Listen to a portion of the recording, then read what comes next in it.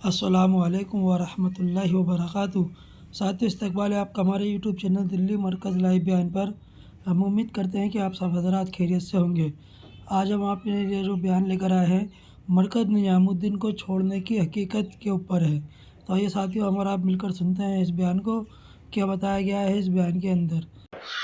فتنہ عالمی شورا کے وجود میں آنے کی اصل وجہ مرکز نظام الدین میں لائی گئی تبدیلیاں ہیں۔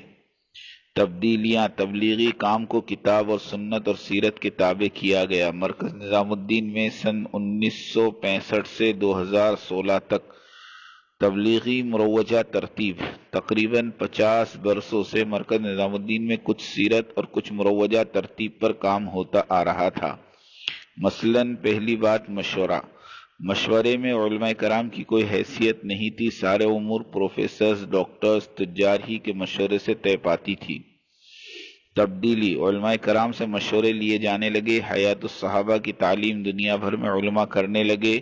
علاقے میں عالم صاحب نہیں ہے تو دور دراز سے عالم صاحب کو لوگ لینے جانے لگے، مرکز کے جملہ امور علماء انجام دینے لگے۔ دوسری بڑی تبدیلی دسترخوان شاہانہ طرز کا ہوتا تھا، سادگی پر لایا گیا۔ پہلے 20 قسم کے کھانے دسترخوان پر ہوتے تھے، ایک طرف بڑوں کے لیے مرغن غذائیں اور دوسری طرف سادے کھانے عوام کے لیے۔ عوام دال کھا رہی ہوتی تھی اور دوسری طرف خواص، مرغ و مسلم اور چٹخاری غذائیں کھا رہے ہوتے تھے۔ سب سسٹم ختم کیا گیا اور ایک جیسا کھانا سب کے لیے لگنے لگا۔ تیسری تبدیلی مرکز نظام الدین میں جو اوپر والا طبقہ تھا ان میں گنتی کے چند علماء تھے اور کچھ پروفیسرز اور انجینئر حضرات۔ یہی حضرات دنیا بھر میں مرکز نظام الدین سے مشورے سے بھیجے جاتے تھے اور ان کا بہت چرچا تھا دنیا بھر میں۔ تقریباً 40-50 سال سے تبلیغ میں انہی کا سکہ چلتا تھا۔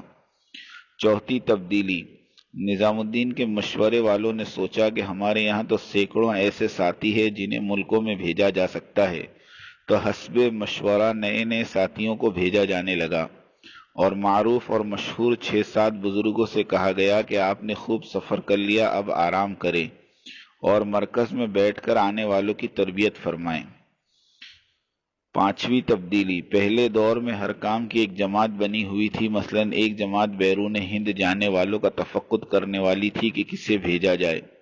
اس جماعت میں 4-5 ساتھی ہوتے تھے اور یہ ساتھی ایک ہی قوم کے تھے۔ ان کی مرضی کے بغیر کوئی آدمی باہر کی جماعتوں میں جا نہیں سکتا تھا اور یہ لوگ اپنی مرضی کے ساتھیوں کو بیرون ہند جماعتوں میں بھیجتے تھے، جس کی وجہ سے اس قوم کے لوگ پہلے جماعتوں میں جاتے اور پھر وہاں پر منتقل ہونے کے اسباب پیدا کر کے واپس آ کر پھر اپنی غرض پوری کرنے دوبارہ اس ملک میں چلے جاتے، جس کا ثبوت یہ ہے کہ دنیا کے ہر ملک میں یہ قوم پھیلی ہوئی ہے اور پھر ان جماعتوں کے ذریعے تجارت اور بہت سے معاملات جن کا تعلق دعوتی کام سے نہیں ہوا کرتے تھے، ان سب بدعنوانیوں سے تبلیغی کام کو پاک کرنے کے لیے تبدیلی لائی جانی ضروری تھی۔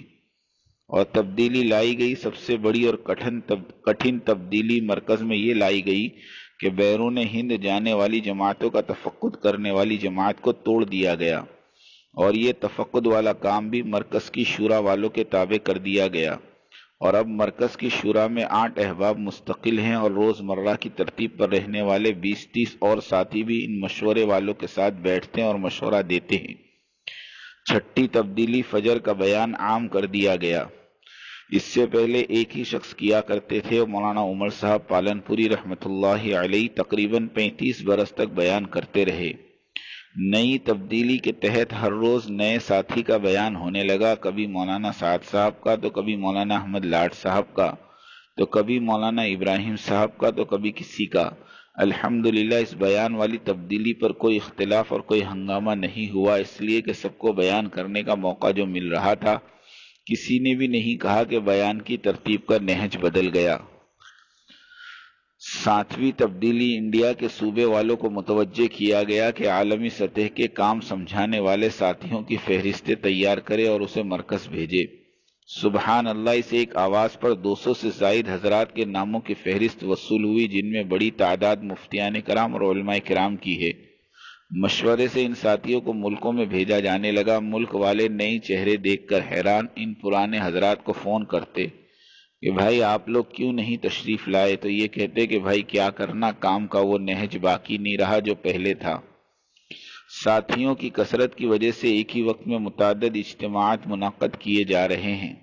پہلے یہ 6-7 حضرات کے وقت میں ایک ہی اجتماع ہوا کرتا تھا، جس کی وجہ سے ان 6-7 حضرات کی ڈائریاں 3-3 سال تک بک ہوئی ہوتی تھی، اور یہ لوگ کسی دوسرے کو ابھرنے نہیں دیتے تھے، جس کی وجہ سے ہزاروں ساتھی ضائع ہوئے۔ یعنی تبلیغ کو لمیٹڈ کمپنی بنا رکھا تھا۔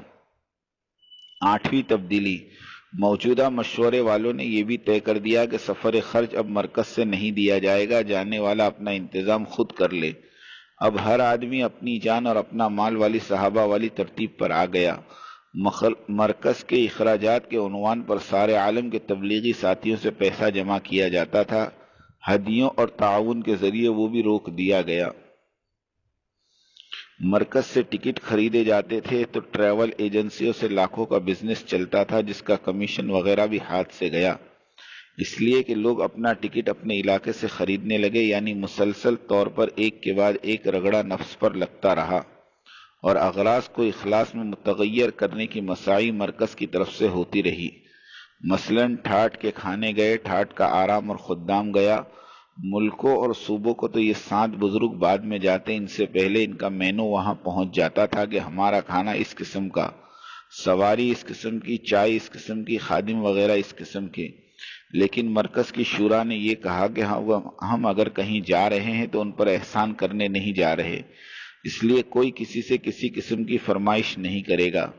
سادگی، جفاکشی، للہیت پر عمل ہونے لگا، یعنی سیرت صحابہ پر عملی طور پر دعوتی عمل کیا جانے لگا۔